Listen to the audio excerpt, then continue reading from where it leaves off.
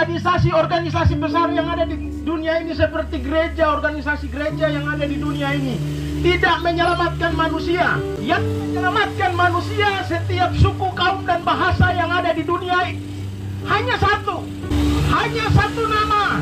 Dialah Yesus Kristus. Nama di atas segala nama.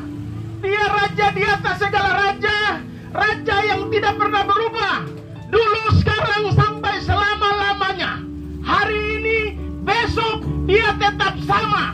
Yesus Kristus tetap sama. Dulu, sekarang, sampai hari ini, Yesus Kristus tetap sama.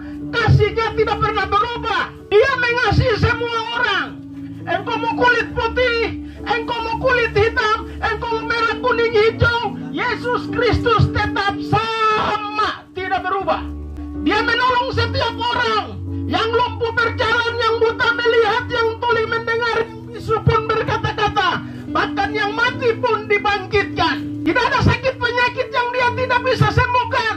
Tidak ada masalah di dunia ini yang besar apapun yang dia tidak bisa selesaikan. Engkau mau terikat dengan narkoba, engkau mau terikat dengan miras, engkau mau terikat dengan perselisihan dan pemberontakan, dengar baik. Nama Yesus, nama lebih besar dari setiap persoalan kita. Yesus lebih besar dari setiap penyakit yang kita alami. Yesus lebih hebat dari setiap nama yang ada di dunia ini. Jangan pernah minder kalau engkau terikat dengan narkoba. Jangan pernah minder kalau pernah engkau terikat dengan perselisihan dan pemberontakan. Yesus sama, kasihnya tidak berubah. Dia mengasihi semua orang apa adanya. Dia hebat, dia luar biasa, dia perkasa, dia ajaib, dahsyat, dan tidak ada tandingannya. Di langit, di bumi, bahkan di bawah bumi, namanya hebat. Saya mau buka satu ayat untuk kita dalam kitab Yesaya, pasalnya yang ke-6, ayatnya yang pertama. Saya baca ayat ini, dan Bapak Ibu yang mempunyai telinga, hendaklah ia mendengarkan firman Tuhan. Dalam tahun itu matinya Raja Uzia, aku melihat Tuhan duduk di atas tahta yang tinggi dan menjulang, dan ujung jubahnya memenuhi bait suci. Dengar, selama Raja Uzia masih hidup, dia salah satunya raja yang menghambat orang Israel untuk tidak menyembah Tuhan.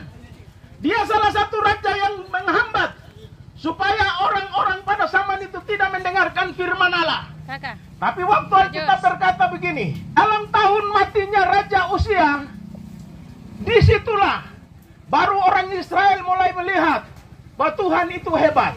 Selama raja-raja itu masih hidup, maksud saya bukan raja yang ada, tapi dengar, raja di sini maksudnya begini. Di dalam kehidupan kita itu ada dua raja. Engkau tinggal pilih raja mana yang berkuasa atas hidup kita. Dia bilang begini, dalam tahun matinya Raja Uzia, aku melihat Tuhan duduk di tahtanya yang tinggi dan menjulang, dan ujung jubahnya memenuhi bait suci. Engkau dan saya adalah bait suci, bait Allah. Kalau ada raja yang lain yang berkuasa atas hidup kita, kalau ada raja lain yang berkuasa atas hidup kita, dengar, tidak pernah raja di atas segala raja itu akan berkuasa atas hidup kita. Raja yang pertama, Raja Miras. Kalau Miras itu sudah berkuasa atas hidup ini, kalau Miras sudah berkuasa atas hidup ini, dengar baik, kita akan bikin rusuh. Kalau sudah mabuk, akan bikin kacau di kota ini. Kemudian yang kedua, ada Raja Narkoba dalam hidup ini. Kalau sudah dikuasai oleh narkoba, dengar, kita tidak akan hidup tenang, terikat dengan raja-raja itu.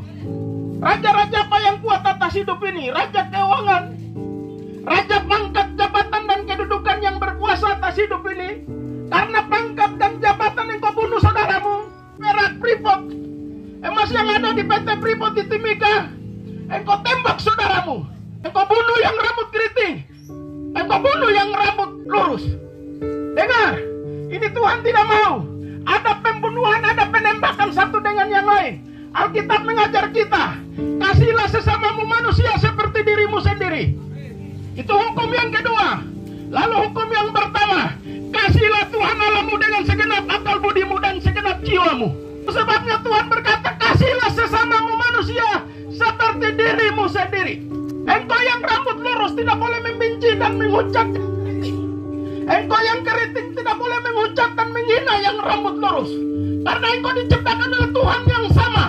Engkau punya DNA yang sama. Kristus yang mati bagimu dan yang mati bagiku. Engkau mau orang Buton, engkau mau orang Makassar, engkau mau orang Toraja, engkau mau orang Batak, engkau mau suku apapun yang ada hidup di dunia ini, dengar baik. Kasihlah sesamamu manusia seperti dirimu sendiri. Kalau engkau bisa membunuh, berarti ada raja lain yang berkuasa atas hidupmu. Bukan Kristus sebagai raja satu-satunya atas hidupmu. Kalau engkau masih membenci yang rambut lurus, berarti engkau bukan raja Kristus yang memerintah atas hidupmu. Kalau Kristus sebagai raja satu-satunya atas hidup kita, berarti kita akan mengasihi semua orang. Mau lurus, mau keriting, mau kuning, mau hijau, mau merah kuning hijau, Kristus tetap sama. Mengasihi semua orang. Tuhan mengajar kita untuk mengasihi sesama kita. Tidak boleh ada saling dendam, benci antar satu dengan yang lain. Izinkan Kristus berlembaga di atas kehidupan kita sebagai raja yang menguasai hidup kita. Jangan mengizinkan raja-raja yang lain yang menguasai hidup kita. Itu saja firman Tuhan. Saya tidak bisa tambah. Ada banyak rekan yang akan bicara.